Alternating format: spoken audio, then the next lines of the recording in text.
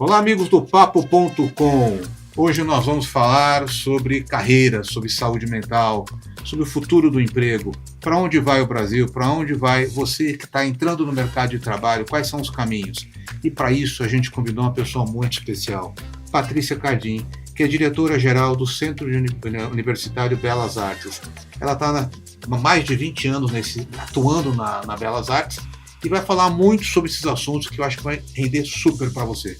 Fica até o fim que no final do vídeo ela vai dar algumas dicas importantes para a carreira. Bem-vindos ao Papo.com.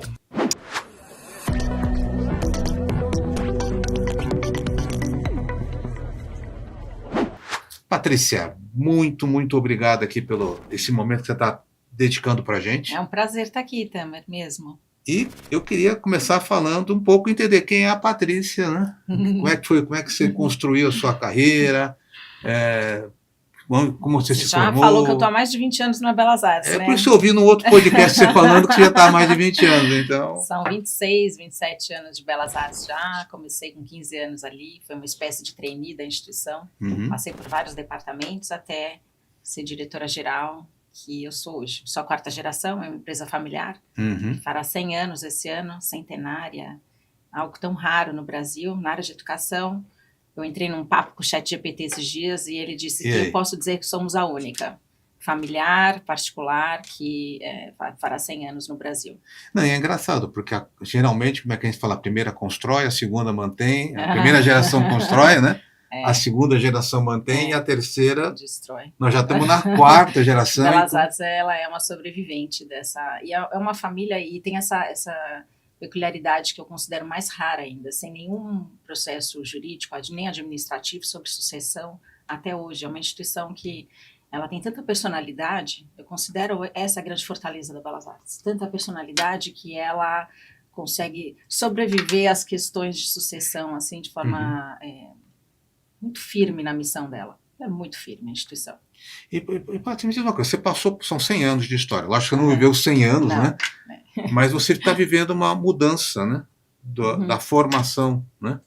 Das pessoas de 100 anos atrás, que a gente não sabia qual que era, mas há 30 anos você está acompanhando. O que está acontecendo na mudança do estudante, da pessoa que está entrando no mercado de trabalho? Uma instituição de ensino ela tem que ser a fotografia do tempo dela. Então, ela já teve uma fotografia 100 anos atrás, depois ela foi mudando essa fotografia.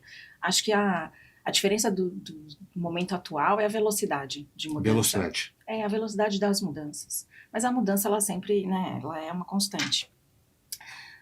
Eu sempre fico muito animada com mudança. Eu acho que quem trabalha com educação, você tem que tentar prever o futuro. Não dá para ter medo de mudança. Então, qualquer coisa que aconteça em termos de comportamento geracional ou novas tecnologias, tem que ser absorvido e fazer... Mas você não acha que é um baita desafio hoje? Porque, assim, eu sou um pouco mais experiente que você. Os hábitos da minha geração mudavam a cada 10, 15 anos. Os ciclos eram maiores, é isso aí. Você tinha aquela, quer dizer, televisão, rádio, né, que a gente vivia, a gente tinha umas coisas muito... Hoje eu vejo a pessoa de 18, acha a pessoa de 21 velha. Eu quero dizer para você, como é que você consegue acompanhar esse ciclo, que ele acontece a cada 2, 3 anos? Você tem que ir melhorando as ferramentas preditivas. Então, a gente faz uma análise de comportamento de aluno, vou falar de aluno. Antigamente, que era a partir de avaliações dos próprios alunos. Agora, a inteligência artificial com BIs de alunos que monitoram eles diariamente para a gente poder prever qual vai ser o comportamento desse aluno. Então, se a gente vai falar de evasão, por exemplo, dentro da instituição, hoje é dessa forma que a gente faz, é monitoramento diário. Então, só posso fazer isso se eu tiver um BI com tecnologia suficiente para fazer esse preditivo, me dar informação para entender o que está acontecendo. Sem ser invasivo. Claro. Quer dizer, acompanhar não, até não é nem... acho que a questão da humanização das relações cada vez mais é mais necessária dentro das instituições de ensino e a gente estimula muito isso. Mas essas pessoas que fazem os pontos de contato, que são os coordenadores, por exemplo, eles têm hoje um instrumento de monitoramento que é de inteligência artificial, que é preditivo para analisar comportamento, para poder acessar o aluno que tem que ser acessado. É uma coisa tão customizada. Então, a velocidade das mudanças, né, que a gente está falando, ela não pode ser assustadora, a gente tem que trazer solução. E acho que a tecnologia, a própria IA, ela está aí para isso. Eu não tenho como diminuir o ritmo do mundo. Ele está acontecendo. Você consegue avaliar mais de perto o comportamento? Porque assim, quando você tinha uma turma de 30 pessoas... A gente ainda tem a turma de 30. Mas você consegue acompanhar mais com o ano certeza. ali? Com certeza, o ensino está muito mais customizado. Por conta das ferramentas de tecnologia. Por mais que a Belas Artes tenha no seu quadro prioritário de alunos do ensino presencial, nós temos muitas ferramentas tecnológicas de acompanhamento, de customização da experiência do aluno. E aí um ponto interessante, porque assim, IA está aí, é dado, a gente não vai mudar essa realidade, tá aí, né? Então, é aquela história, não adianta você lutar contra. Como é que vocês estão usando a IA na questão do ensino? Tá. Dado que ele vai usar, quer dizer... Exato, vai usar. Não, isso vai usar e o corpo diretivo da instituição, e aí estou falando da superintendente acadêmica, que é a head do acadêmico, o diretor de tecnologia, o de financeiro, marketing jurídico, eles são muito da IA. Todos adoram IA, isso facilitou muito. Então, as reuniões do comitê diretivo da instituição sempre foram, assim, lavadas de ferramentas de IA como solução de monitoramento, solução de segurança, solução de tudo. Então, é uma turma muito animada com IA. E isso transferiu para o acadêmico. O acadêmico foi da lavado da Belas Artes com ferramentas de IA. Então, vou dar um exemplo do curso de moda, que foi adquirido uma ferramenta que chama Clo, que é uma ferramenta sul-coreana que faz um trabalho espetacular de IA para o projeto de moda. Ele deixa de usar o talento, a vocação e a ideia do aluno? Não deixa. Mas ele transfere aquele projeto do aluno para uma imagem tão maravilhosa, cinematográfica. Sim.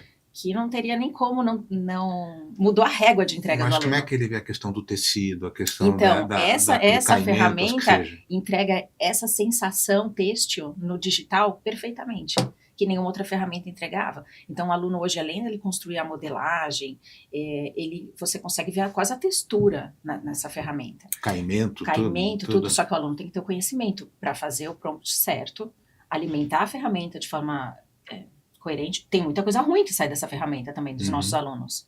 Permanece a mesma questão, sabe? Tem alunos incríveis, tem alunos que estão na média e tem alunos que não são bons. Mas a ferramenta, para quem é incrível, ela subiu o sarrafo de entrega. Agora, então isso que você coloca, assim, como é que o aluno, né, eu vejo isso como uma dificuldade, que é a questão do repertório. Eu sempre falo o seguinte, a IA falha.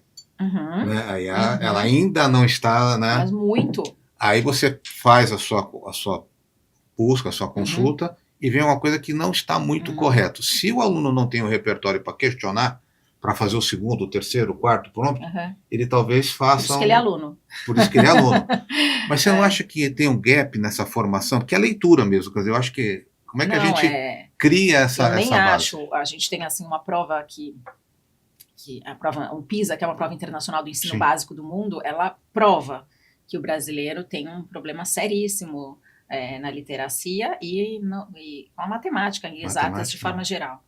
Nós estamos lá no penúltimo, né? Então, esse é o aluno também que eu recebo. Claro que a Belas Artes recebe alunos de todos os... Ela tem a parte de filantropia e a gente recebe alunos de escolas particulares. Mas o gap do brasileiro no ensino básico é tremendo. É grande. Mesmo faculdades como de primeira linha. O primeiro ano da Belas Artes é um nivelamento e basicamente a leitura. Muita leitura. Matemática também, não? Um pouco. Porque dependendo das áreas de atuação, a questão da matemática ela é menos impeditiva na Belas Artes. No curso de artes visuais, enfim. Mas vocês têm outros cursos, a gente tem arquitetura, por exemplo, que a matemática é importantíssima. Tem nivelamento. Então, o primeiro ano pra gente já... Resistência dos materiais. Eu detesto... Não tem esse negócio de resistência dos materiais? Né? É uma dor para os alunos. É cálculo puro, né? É cálculo puro.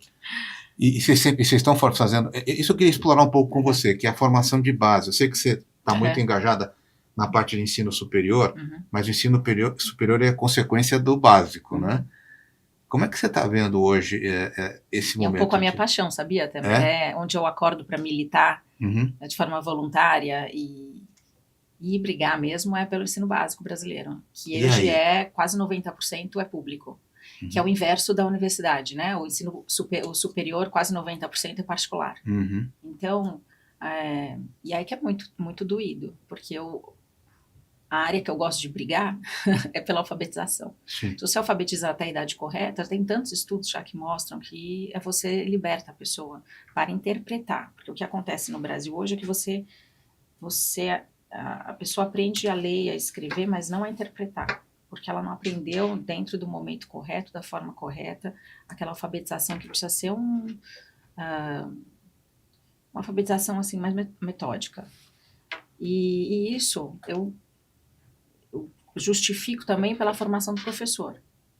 Então, hoje, quem forma o professor do ensino público é o ensino particular superior. Né? 90% do ensino superior brasileiro é particular, que formam os pedagogos que vão para as escolas públicas. Então, eu sempre falo, mas o que está acontecendo que nós, do ensino particular, não estamos conseguindo formar um professor adequado para atender o ensino público? E aí aquela pirâmide de problemas, né, que vai agarrando, mas eu tenho sempre muita esperança. Se você olhar, mas a esperança a gente tem que trabalhar para mudar, eu acho. Isso, né, é sonho e trabalho. Porque eu acho que assim, você pega o caso da Coreia, que é um caso clássico, da China, né? China mudou. Sim. China mudou o modelo deles, né? E a base da Coreia é a educação, né? Quer dizer, a educação teve um modelo, mas tem mão de obra sendo formada. Sim. E hoje o Brasil vive um gap de mão de obra, ou vai viver um gap de mão de obra, falta de mão de obra. E se eu fosse escolher um item só, é alfabetização. Alfabetização. Você não colocaria matemática aqui também, não? Né? Não, a alfabetização ela liberta para outras caixas neurais, que aí elas solucionam essa questão da interpretação mais para frente. Quando você não alfabetiza no momento correto, você aprisiona aquela pessoa para sempre. E então, a gente não tem mais dentro do Ministério da Educação uma secretaria de alfabetização, já tivemos em algum governo, e então não existe uma vontade política dessa alfabetização acontecer de forma eficiente. Isso é nítido. E se começar hoje, nós estamos falando de 30 anos para a primeira geração, que a gente está lançando hoje, né? É isso. Legal, bacana. E me diz uma coisa, e lá na Belas Artes, como é que vocês estão vivendo hoje? Como é que está? Porque em festa, contato, né? Vamos fazer 100 anos? 100 anos, 100 anos em forma, com músculo, né? É um ano de celebração. E tudo muito simbólico, porque tenho dito desde o início do ano, o importante para a gente é o registro dos 100 anos. Contar a história, tudo bem, mas qual é a fotografia desses 100 anos? Porque o nome do livro de 100 anos da instituição é Os 100 Primeiros Anos. E é a forma que a gente enxerga a Belas Artes, ela está aqui para mais 100. Então, era importante para a instituição mostrar quem somos nesses 100 anos. Quem é o aluno dos 100 anos, o professor, o que nós temos feito. Fazer um registro histórico mesmo. Acho que E hoje vocês estão... Quando você fala Belas Artes, não é só artes, né? Não. Eu tenho uma irmã que é formada em artes plásticas, ela está acompanhando a gente aqui, né? Está toda feliz que você veio falar, olha, tá. Eu falei, Tônia, mas a arte não dá futuro, eu falava para ela. Então, né? Hoje mudou, né? Não sei se hoje, eu nunca pensei assim. Porque na nossa época, na engenharia, administração, né? Então, mas me conta um pouco, como é que está hoje a universidade? Então, essa lenda, né, da ovelha negra, da família, aquela geracional mesmo, eu acho que melhorou bastante. Minha irmã é a mais talentosa da família. Né? Então, e eu tenho certeza que ela foi vista em algum momento como a rebelde, que quer ser artista, né? Porque tem que ser engenheiro, médico. Tem uma coisa assim dentro da Belas Artes, pelo menos faça arquitetura. Escutei isso de muitos pais.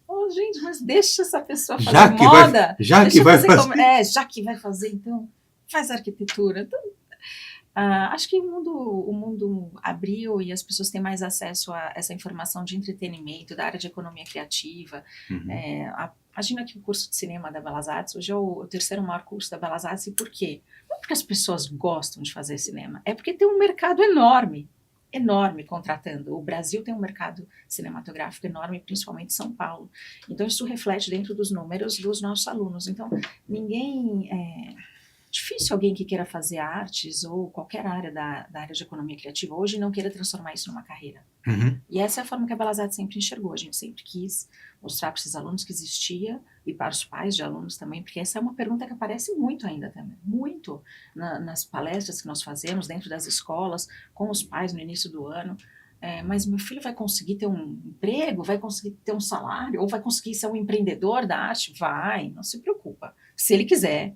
Né? Claro que a gente não pode garantir, são experiências individuais, mas tem um mercado tremendo, enorme. Hoje a Belas Artes tem quase 40 graduações. 40 graduações? Graduações, mas também 40 pós-graduações. Muitos cursos livres, a centenas. Carro-chefe, o que é? Arquitetura? De tamanho, você diria?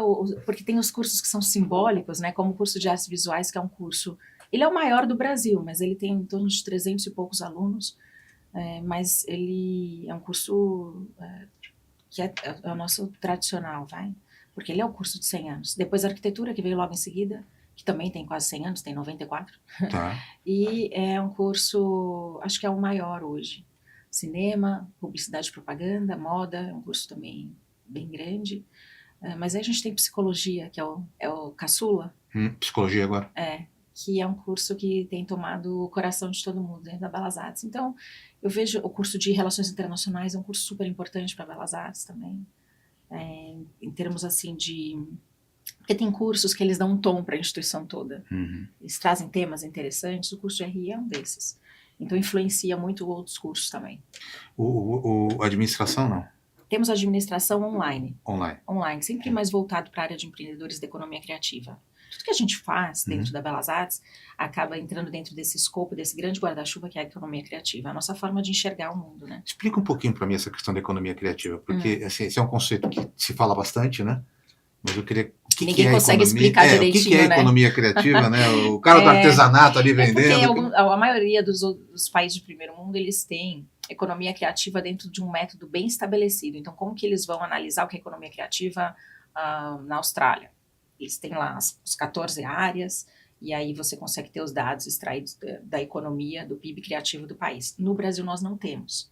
Por isso que fica essa confusão. Nós não sabemos. Tem país que joga gastronomia para dentro, tem país que não. Tem país que joga entretenimento, tem país que não. Tem país que coloca tecnologia, tem país que não. Então, hoje no Brasil, a gente não tem. A Belas Artes tem um observatório de economia criativa, que é basicamente receber pessoas desse mercado, e uma vez por ano nós fazemos um fórum de economia criativa, onde nós falamos o que nós descobrimos sobre os dados de economia criativa. É esse nosso momento de refletir sobre esse assunto e transformar essas informações para dentro das nossas matrizes curriculares. Então, se a indústria têxtil do Brasil não está indo muito bem, a gente diminui as disciplinas de indústria têxtil. É dessa forma que a gente reage a esses dados. Ou se tem uma indústria nova dentro da área de design de animação surgindo, a gente joga para dentro da matriz curricular. É assim que a gente trabalha, mas nós não temos dados formais da economia criativa no Brasil. Basicamente, os países que conseguiram estabelecer esse método entendem que a criatividade é o grande asset dessa economia. Então, quando você tem o intangível da criatividade, da criação dentro dessa área, por exemplo, uma coxinha pode custar R$10 ou R$100, depende de um contexto dessa, né? Então, a gastronomia, eu acredito que seja, assim, uma área de economia criativa. Inclusive, São Paulo é fortíssimo na gastronomia. Sim. A gente também tem curso de gastronomia. Difícil fazer um recorte econômico da gastronomia hoje. Mas você poderia dizer assim, são as ações criativas dentro da atividade econômica que podem gerar uma... Hoje a gente vê muito isso, né? Sim, emprego, renda. Exato, empresas que são fomentadas pela economia, pela criatividade. E você acha, por exemplo, quando a gente pensa assim nas carreiras clássicas, toda carreira pode ter criatividade envolvida? Deve, né? As pessoas conseguem desenvolver? Porque tem pessoas, o engenheiro é o... Ele precisa ser criativo. Ele, vou construir meu prédio, o arquiteto tem que ser criativo, o engenheiro tem que ser... Dá para o engenheiro ser criativo? É que existem tipos de criatividade, né? E tem essa criatividade, que é a criatividade solucionadora. Então, o engenheiro ele tem que ser criativo. E sim, na Belas Artes, nós somos obcecados por educar a criatividade. Então, para qualquer área, até para médicos, a gente já fez muito curso. E a ideia... Eu não sou a pessoa da neurociência dentro da Belas Artes, né? Eu sou da área administrativa, mas nós temos a nossa superintendente, é neuropsicóloga de formação. E a área dela é essa mesmo, desenvolvimento neural da criatividade. E esses processos, como que você amplia a sua capacidade criativa dentro do cérebro? Tem uma série... Tem exercícios, tem treinamento? Basicamente é você incomodar a sua rotina. Basicamente você... colocar um estranhamento para o teu cérebro e ele vai se readequar e se esforçar para aquilo acontecer, porque o que ele quer todo dia é facilitar a vida dele. Então, isso está dentro de todo o processo metodológico da Belas Artes, do início ao fim, e é algo que a gente sempre fez, porque o artista, ele tem esses momentos, tem os bloqueios criativos, então a nossa natureza já é tirar a pessoa do conformismo para que ela seja mais criativa, e isso pode ser feito para qualquer área. Qualquer empresa. Qualquer empresa. É porque eu me questiono muito isso. Eu sempre trago esse assunto aqui nos bate-papos, que é o home office, né? Que é o home office é a zona de conforto. A home office não me tira daqui. É isso. Né? Eu tomo café ali... Essa é a natureza do ser humano, né? Que é a natureza, né? A natureza neural. O cérebro ele quer se proteger mesmo, para gastar menos energia. E aí cai criatividade. Cai. E cai desempenho Desempenho. Aí ele fala, eu produzo mais aqui em casa. E no caso dos alunos, que, né, o parâmetro era o homeschooling e tudo que aconteceu na pandemia, teve a questão social, que foi fortíssima. Sim. Além de você perder a produtividade, a criatividade, teve a questão da perda social. Que absurdo, né? Muitas pessoas ficaram doentes, né, nesse processo. Muitas pessoas ficaram doentes e os dados têm mostrado que a única faixa etária que não retomou aos dados antes da pandemia são os jovens. Jovens. Os jovens continuam melancólicos, acima da média. Melancólicos e ansiosos. Uhum. A ansiedade dominou esse pessoal. A ansiedade dominou. Né? As questões dessas, a gente tem chamado das questões da saúde emocional, né? Enfim, todas elas estão ali. Mas por quê? Porque não encontram um propósito? Porque estão ansiosos para que a coisa aconteça também... muito rápido? Não, você que é especialista aqui. Porque se a gente soubesse de forma tão simples, a gente solucionaria. Mas esse é o fato, né? O dado eles estão cada vez mais desmotivados, os jovens. A professora Jo, que é a nossa superintendente, acabou de fazer um artigo para a revista Ensino Superior dizendo eles não estão felizes. E isso são dados de pesquisas que analisaram 200 mil jovens. 200 mil? Então, assim, dados grandes. A gente tem robustez para falar que, de fato, os jovens não estão felizes. E aí nós precisamos fazer alguma coisa, né? Como educadores também, a responsabilidade parte é nossa, sem dúvida. Você acha que isso tem muito a ver com esse universo de rede social? Acho. Porque aqui a gente só vê gente de sucesso, né? A gente estava comentando aqui da influenciadora que com 26 anos faz 200 milhões, o outro cantor. As pessoas veem isso e falam assim, tudo bem. Até tem um livro que um amigo meu que escreveu, não é fácil chegar lá, né? Quer dizer, e eu acho que gera uma frustração, não? Eu tenho certeza que as redes sociais têm um impacto tremendo sobre a questão da saúde emocional. Mas, mais uma vez, como a IA, nós não temos como voltar atrás. E eu tenho falado assim, como que a gente transforma o que a gente tem, né? Fazer a caipirinha, aquele clássico. Já que existem as redes sociais e elas são inseridas no universo do jovem, como é que a gente consegue ajudá-los a fazer uma agenda positiva dessa rede social? Seja com bom uso adequado de horas, né? Mas esses controles, muitos controles parentais também sobre horários e tal, mas mais de conteúdo. Ensinar a usar, ensinar a mostrar como aquilo pode ir fazendo brain root, né, que eles chamam que é o apodrecimento do cérebro. Eles entram em quase estado de hipnose. Assim, quando você pega um TikTok que tem uma velocidade tremenda, é um estado de hipnose, que é esse termo que tem usado desse apodrecimento neural. Então, isso precisa ser dito. Então, dentro da instituição, o que a gente faz é falar muito sobre isso. E usar as redes sociais. Porque se a gente usa as redes sociais dentro de uma agenda positiva com os alunos, que eles gerem conteúdos legais, educacionais e tal, você acaba ensinando eles que também é uma ferramenta que pode ser boa, porque ela não é toda ruim. Agora, você acha que esse é um processo que é importante que os pais estejam envolvidos, né? Porque é muito comum... Isso é um fenômeno geracional, os pais estarem envolvidos na universidade. Isso eu, com 26 anos de Belas Artes, não tinha visto antes. Você vê eles presentes hoje? Não? Muito. Muito presente? Não vê eles absolutamente presentes dentro da instituição. Bom ou ruim? Isso. Para o momento, excelente. Excelente que nós tenhamos as famílias perto. Então, pelas questões emocionais. O que antes era, imagina, até outro dia, a gente falava, né, ele é maior de idade, tem responsabilidade civil, mas não pode entrar um pai e uma mãe e responder aqui por ele. Entendi. A gente mal recebia, era uma coisa assim, nossa, veio uma mãe aqui, o que é isso? Isso foi outro dia. Agora, a instituição faz 2 grandes eventos para famílias durante o ano, que eles vão em peso, 800. Mas eles estão acompanhando, eles estão olhando para o filho? Porque assim, muito que a gente... acontece dentro de casa, um comportamento diferente, né? Eu acho que sim, mas muitos ainda não têm toda a informação, nem sabem tudo que existe desse universo. E muitos filhos também vivem uma vida paralela dentro do universo digital. A Belas Artes também continua recebendo muitos alunos, que é uma coisa clássica dela, de outras cidades. A pessoa se muda para São Paulo para fazer Belas Artes. E aí fica. E então, é claro que a gente não liga para pai e mãe, né? Isso não existe. Assim, as pessoas, mas vocês vão ligar para falar da nota? Não é isso. Mas quando há uma informação de um perigo ou de uma A disfuncionalidade, assim, é algo grave mesmo, a gente já sabe dentro da Belas Artes que a família vai ser chamada Vai ter uma conversa. Sem dúvida, isso faz parte agora da nossa rotina, até para poder ajudar esse jovem. E a gente também avisa os pais sobre os nossos mecanismos de comunicação e eles nos buscam. Então, muitos alunos hoje em dia vêm com laudos, e a gente tem um sistema próprio para isso, tem um departamento de psicopedagogia bastante robusto, com atendimentos dentro de sala de aula, com individualização de currículo. Só pode ser feito com informação médica, né, de psiquiatras, psicólogos, de famílias. Então, hoje não existe mais a questão da idade civil que impede o nosso contato com a família. Não, você me deu uma boa informação, porque eu achei que o pai estava mais distante, entendeu? Da vida do Eu acho que o pai ficou tão perdido quanto a própria instituição. Quando os meus professores com Belas Artes têm 100 anos e nós gostamos dos professores antigos da casa, assim, no sentido de a gente chama de os notáveis da casa, professores que têm 40, 50, continuam dentro de sala de aula, assim, voando. Quando vem um professor desse, pós-pandemia, e fala, alguns fizeram isso, eu não sei mais dar aula.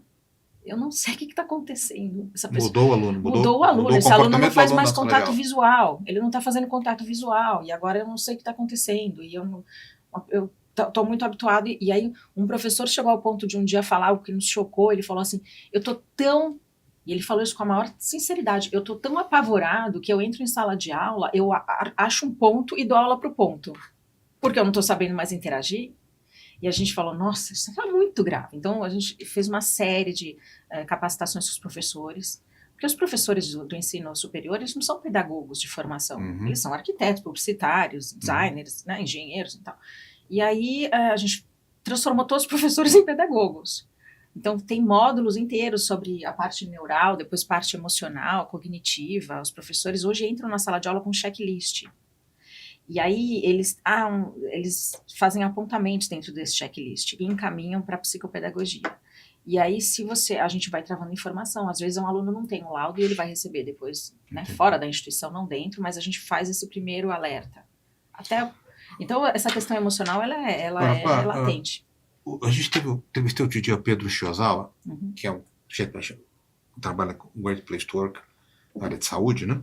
E ele falou assim, Tamer, 100% das pessoas têm esquecimento. 3% têm TDAH. E estão medicando todo mundo. Exato. Quer dizer, é uma opinião particular minha também. Que ele está dizendo, olha, tem muita gente sendo medicada, porque é mais fácil entregar para o psicólogo, psiquiatra, olha, meu filho esquece. Quando não há necessidade, teriam outros caminhos para a gente equacionar esse momento. Qual que é a tua visão sobre isso? Posso ser polêmica? Pode, aqui ficou uma polêmica. Vai dar corte aqui, polêmica da corte. Eu vou dar um outro exemplo, que eu acho que aconteceu a mesma coisa. Quando entrou a classe médica junto, eu senti uma diferença na quantidade, que é a questão do gênero. Idêntico ao que você está falando do TDAH. Sempre tivemos alunos transgêneros. Quando a classe médica entrou, aquilo quintuplicou. Então, eu não conheço a indústria médica, de fato, não trabalho na indústria médica, mas eu entendi o tamanho da força da indústria médica, quando ela entra num tema. Quando ela gosta de um tema, ela abraça esse tema, as doenças brotam. Não, e tem jovens sendo medicados com medicação pesada, né? Quer dizer, com 15, com 16 anos. Elas são uma instituição de ensino, né? A gente acaba recebendo isso. Mas eu percebo o que você está falando. E diz uma coisa, assim, em termos assim, de futuro, minha irmã quer saber, minha irmã é um pouco mais velha do que eu, tá? Qual é o futuro? Ela está aqui assistindo a gente, tá? Por isso que eu estou provocando, gente. Minha irmã é bem mais velha do que eu. E ela é formada em artes plásticas, né? Então, você já foi, viu, Sônia? Você já não tem mais solução. Mas qual é o futuro? O aluno que vai para fazer belas artes, ele vai por opção. Ele não vai porque o pai mandou fazer belas artes. Eu acho também. E aí, qual é o futuro desta carreira? Quer dizer, dentro do cara que entra no teu ambiente ali, faz um dos 40 cursos, ele consegue se estabilizar? O Brasil está pronto para receber esse profissional?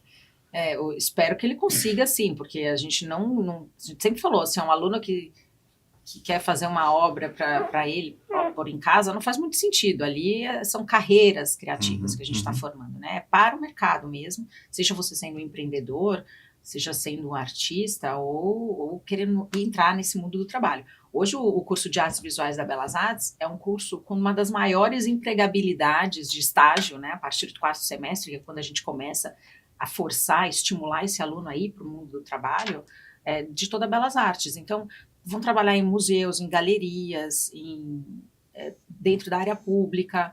Eu não vejo como nunca vi, eu não acho que, não é nenhuma questão de Brasil, eu acho que o mundo da arte sempre vai existir, e ele sempre vai empregar, e ele sempre vai ter o desejo de estar nele. É que às vezes acontecem aqueles casos, né, como são nas redes sociais. Um artista vendeu uma obra por 300 milhões, aí as pessoas miram nisso, e ficam nessa expectativa, e falam, mas ninguém consegue, só ele. São casos, claro.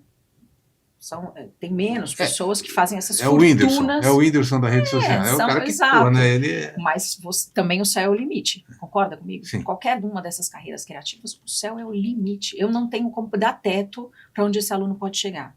Não tenho. Tenho alunos que tiveram uma vida assim, com tudo que é de fortunas e celebridades e tal, e fizeram isso pelas carreiras criativas.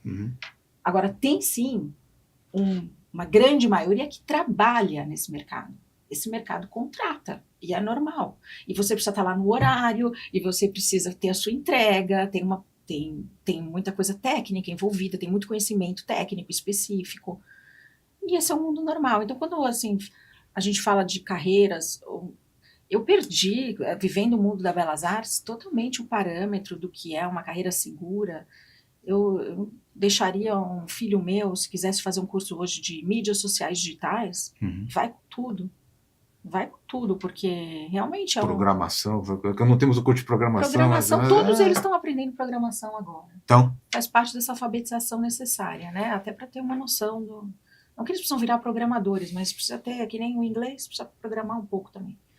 Então, eu acho que isso está desconstruído, essa ideia de que as carreiras criativas não são carreiras que empregam. Eu vejo lá, a gente tem as nossas estatísticas internas, né, e é um estímulo forte para que os alunos acessem o mundo do trabalho. Ninguém quer um aluno se formando sem ter uma experiência.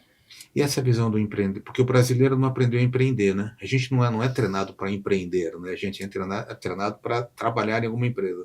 O jovem quer empreender mais hoje? Não, o jovem quer empreender. Eu acho que o jovem empreende, sim, nas áreas, mas também alguns mercados amadureceram, como o mercado de arquitetura no Brasil. Antes era um mercado de autônomos. Hoje em dia você tem grandes escritórios internacionais em São Paulo contratando, e aí você faz carreira dentro desses escritórios. São escritórios, enfim, não existia antes. Isso é coisa de 10 anos. Então, a própria indústria de moda era uma indústria que a própria indústria gostava de falar, não precisa se formar, porque todo mundo nasceu vocacionado. Hoje em dia é uma indústria que não contrata mais se você não estiver estudando na área. É uma indústria que formalizou essa parte da capacitação. Então, as indústrias deram uma amadurecida, né? As indústrias no Brasil, as indústrias criativas. Você pode ter o talento, mas você tem que ter a formação. Quer dizer, o talento pode até alavancar. Exato. E o setor, assim, que eu vejo assim, um setor que é fantástico e que cresce muito, eu acho que vai ser, se não é o maior, o setor de entretenimento. Tá? Porque, no fundo, as pessoas buscam o quê? A gente trabalha... Ser feliz. A gente busca ser feliz, a gente quer momentos de felicidade. A gente quer, E a indústria do entretenimento, o esporte, a cultura, o cinema que você colocou, como é que você vê? Você está pensando em alguma coisa especificamente para entretenimento? Nós trabalhamos com muitas áreas do entretenimento. Então, um curso grande é um curso de cenografia da pós-graduação, trabalha totalmente para entretenimento. O próprio curso de gastronomia, a gente vai lançar uma pós de eventos. Enfim, a gente já trabalha para entretenimento. De forma segmentada, nós estamos lá, né? É difícil... Eu nunca pensou numa coisa estruturada? O curso de música da Belas Artes, a graduação de música é uma graduação importante para a gente. Tem muitos alunos que trabalham na parte... que são músicos, tem banda e tal, mas tem muitos alunos produtores. Então, está nessa área de entretenimento. Mas um curso de entretenimento é tão grande. O entretenimento né? No final, tudo são nichos de profissionais que têm que se especializar muito na área deles de atuação. O mercado de economia criativa ele é um mercado de especialistas. Ele não é um mercado de generalistas. Então, as pessoas acabam... Eu tenho alunos que fazem 2, 3 graduações dentro da Belas Artes. Isso acontece muito, esse cruzamento. Mas porque eles precisam de conhecimento específico. não tem um criativo. Claro que uma pessoa que tem um designer vai, eu acho que para mim é a formação mais ampla que tem, porque ele fica preparado dentro do método para criar qualquer coisa, mas ele vai precisar aprofundar dentro do material que ele vai usar naquele momento, tal. Então, os profissionais criativos, eles são muito especificadores. Eu te provoco no business do entretenimento, o cara que consegue pensar, eu fico imaginando, você vê esses shows, né? Milhões de pessoas, o cara acabou de ter um show com 2 milhões de pessoas no Rio de Janeiro, né? Lá com a Lady Gaga, né? Você pensa aquilo, não é uma coisa assim, né? Mas deve ter um monte de gente da Belas Artes lá. Quantas pessoas não. Eu tenho certeza também. Para criar aquele ambiente, né? Certeza. Aquele processo todo, né? Olha, uma pós-graduação importante da Belas Artes, luminotécnica. A pessoa luminotécnica, explica para mim passa o que 2, é isso. 3 anos aprendendo sobre iluminações de palco, de hospital, de casa, porque iluminação na parte de entretenimento é tudo. É tudo. Nossa, é um curso muito denso. Então, esse é um curso de pós-graduação. Pós-graduação. É um lato sensu. E com um laboratório específico. Então, os profissionais de economia criativa, eles estão cada vez mais especialistas. Ou seja, economia criativa tem tudo quanto é lugar, a gente não percebe. No fundo é isso, né, que você estava falando. Tá em tudo. Para a gente encerrar aqui nossa conversa, eu queria abordar uma questão voltar um pouco à questão da saúde mental e como é que a arte ajuda as pessoas a melhorar, se ela pode melhorar de alguma maneira, tá? Eu, por exemplo, eu tenho uma técnica, quando eu estou estressadaço, é música clássica. Tá? Para mim, assim, você liga, fone, ligo, e às vezes para dormir, tá? Eu fico ouvindo 1 hora, é isso aí. E eu, no dia seguinte, eu estou mais zerado. Porque o dia é estressado. Para mim, música clássica te dá um reset. Me dá vindo para o trabalho, né? E, enfim, o que pode ser feito aí como dica mesmo para as pessoas? Porque às vezes as pessoas não podem bancar um curso, ou que seja. Se vocês têm alguma coisa nesse sentido, e como é que funciona isso na cabeça das pessoas? Basicamente, a gente tem muitos estudos hoje da área médica mesmo, mostrando que a questão da neuroarte, chama neuroarte. Agora, essa área de estudo, ela é um fato, ela é científica. A gente já sabe isso numa sensação, né, também. Então, você já percebeu que se ligar a música clássica, você dá um reset. Todo mundo acaba descobrindo seus momentos, a sua forma, via arte, de dar uma desestressada. Mas agora a gente tem uma área de estudo grande nos Estados Unidos desenvolvendo dados aí para neuroarte. E música está muito ligada a isso. E a manualidade. Manualidade. Então, principalmente hoje que a gente fica no celular plugado o tempo todo, qualquer coisa da manualidade ajuda a saúde mental. Então, um crochê...